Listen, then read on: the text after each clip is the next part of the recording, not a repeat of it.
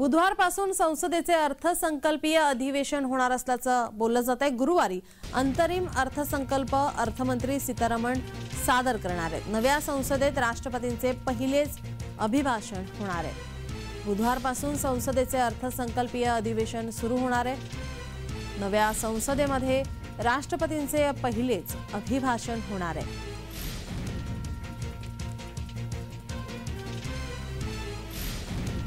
आपले प्रतिनिधी डॅरेल मिरांडा आपल्यासोबत फोन लाईन वरून जोडलेले आहेत। डॅरेल, या संदर्भात काय अधिकची माहिती?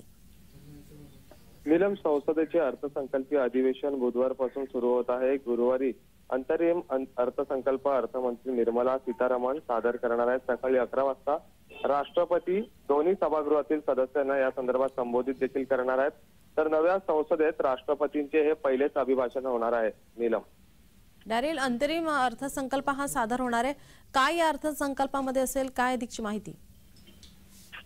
नीलम, आपण पाहिलं तर आगामी 2024 लोकसभा निवडणुकीच्या पूर्वी जो आहे हा मोदी सरकारचा शेवटचा बजेट असणार आहे। तर या बजेटमध्ये मोदी सरकार देशवासीयांना काय सरप्राईज गिफ्ट देतात हे पाहावं लागेल।